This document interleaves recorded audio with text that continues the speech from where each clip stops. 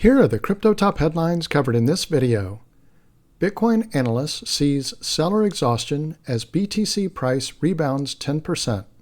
Next, U.S. Ethereum ETFs posted $49 million inflows as investors bought the dip amidst market chaos. Also, SEC pushes back against Coinbase's overly broad discovery requests. Welcome to Crypto Top Headlines, where there's no clickbait thumbnails or titles, and no speeches on my opinions, just bringing crypto's news to you. I would greatly appreciate it if you would click on the like and subscribe buttons, as well as the notification bell. It does help support the channel, so thank you in advance for doing so. Now, on to these headlines. Our first top headline, Bitcoin Analyst sees seller exhaustion as BTC price rebounds 10%. Bitcoin sellers run out of steam and BTC price strength returns at the Wall Street Open as U.S. stocks initially avoid copying the fate of their Asian counterparts. Bitcoin sought damage control at the August 5th Wall Street Open as crypto markets bounced from a brutal sell-off. BTC's price sees welcome bounce to near $55,000. Data from Cointelegraph Markets Pro and TradingView showed a $4,000 BTC price rebound following the start of the United States trading session. Having dipped below $50,000 for the first time since February, Bitcoin had traders on edge as many predicted further downside as TradFi markets returned. In the event, risk assets saw comparatively mild downside, with the S&P 500 down 3% and NASDAQ Composite Index 3.7% lower on the day at the time of writing.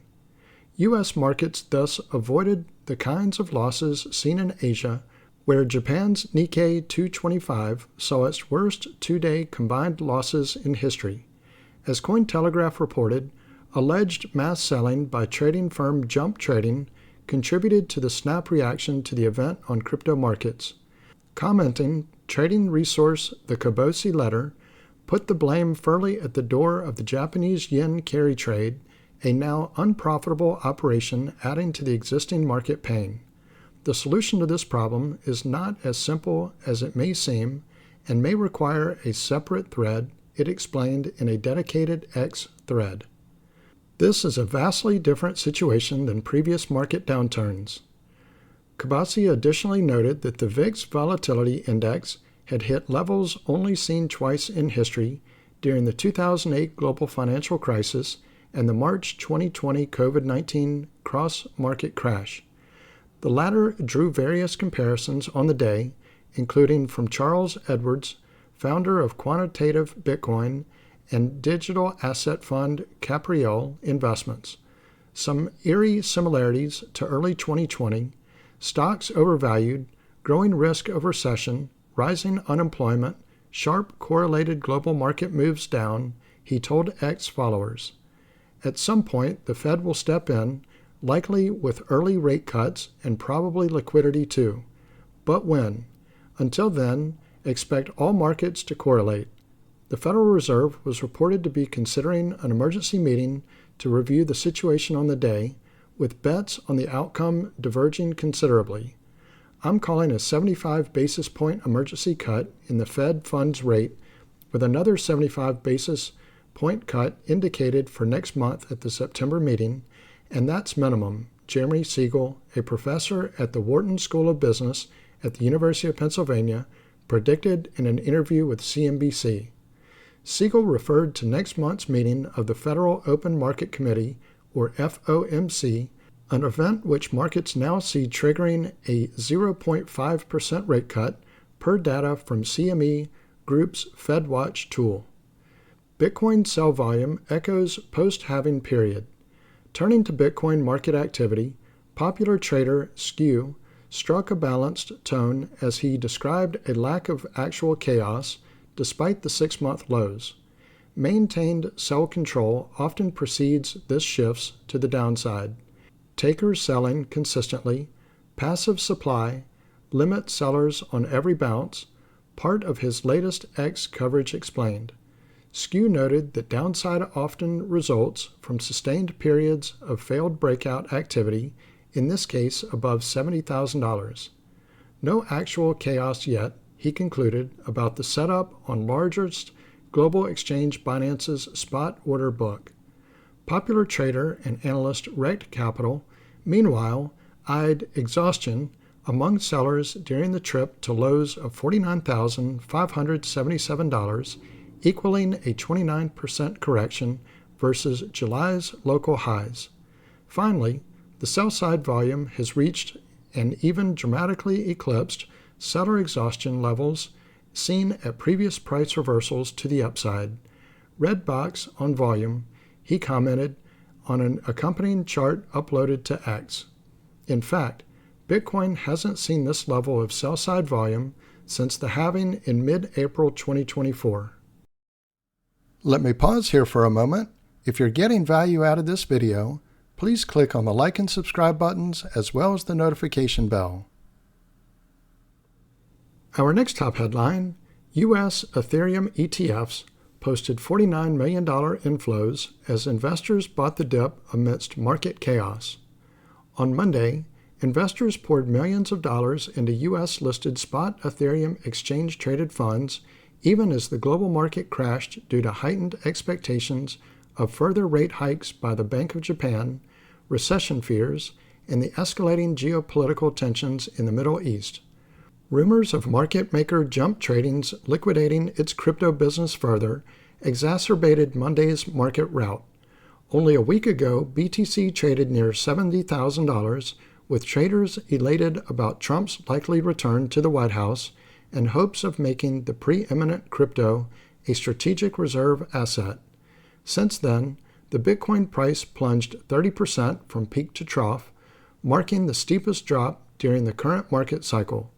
Notably, Ethereum's price fell as much as 20% on Monday, which is its biggest one-day price decline since 2021. The turbulence caused the widely used Crypto Fear and Greed Index to flash fear, its lowest zone since early July.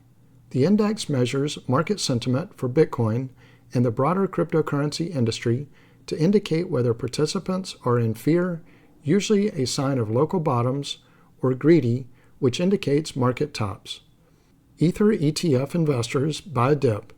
Even as global markets suffered, spot Ether ETFs logged a daily net inflow of $48.7 million, which is the second biggest daily inflow since the ETH-based products started trading on July 23rd, suggesting significant demand for the second largest crypto by market value. This means professional ETF investors with long-term strategies were calmly purchasing Ethereum amid a heavy volume day on Monday. Data compiled by SoSo shows that BlackRock's ETH-A led the charge with $47 million in inflows. Van Eck and Fidelity's ETH ETFs followed, each drawing in $16 million in fresh capital. Funds from Franklin Templeton and Bitwise also registered net inflows.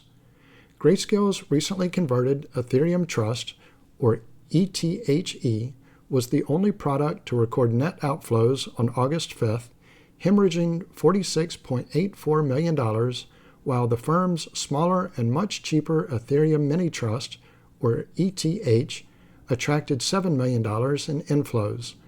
Ether ETFs from Invesco and 21 Shares drew in zero cash for the day. Overall, the 9 newborn spot ETH ETFs traded approximately $715.61 million. Ethereum has clawed back some losses from Monday's sell-off. According to CoinGecko data, the Ether price has settled at $2,530, up 10.9% over the last 24 hours, after having seen a low of $2,197.15 yesterday. Our next top headline, SEC pushes back against Coinbase's overly broad discovery requests. The regulator claims that Coinbase's document discovery requests are overly broad and disproportionate to the needs of the case. The United States Securities and Exchange Commission has again pushed back against Coinbase's request for documents, including private emails from SEC Chair Gary Gensler. On August 5th, the SEC filed a motion in an attempt to deny Coinbase's effort to access certain documents, including all SEC internal and external emails about the application of securities laws to digital assets. The SEC argued that Coinbase's discovery requests are overly broad, seeking irrelevant material that is disproportionate to the needs of the case. The agency claims to have already produced over 240,000 documents and is searching another 117,000 documents for responsive material. The agency stated that this additional sweeping discovery, including all of SEC internal and external emails about the application of securities laws to digital assets, is not relevant to the Howey analysis or fair notice defense that will decide the case. It also argued that producing 3 million additional documents was disproportional to the requirements of the case. The burden of searching and producing or logging, one by one, an additional 3 million irrelevant external or absurdly privileged internal SEC documents that Coinbase's limitless request entails is thus entirely disproportional to the needs of the case.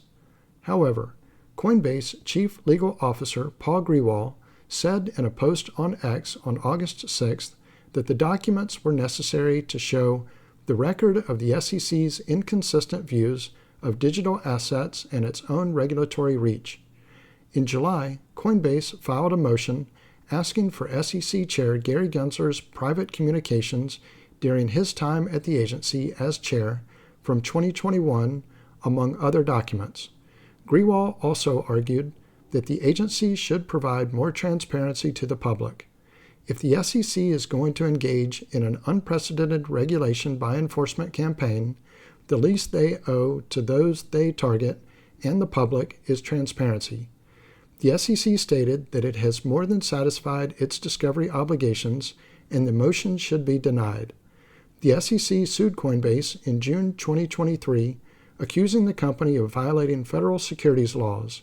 It fingered 13 crypto assets that it deemed were securities, alleging that Coinbase operated as an unregistered securities broker since 2019. So this concludes Crypto Top Headlines. If you haven't already done so, don't forget to click on the like and subscribe buttons as well as the notification bell. Also, leave your thoughts in the comments and share this video with your friends and family. Thank you all for watching Crypto Top Headlines, bringing crypto's news to you.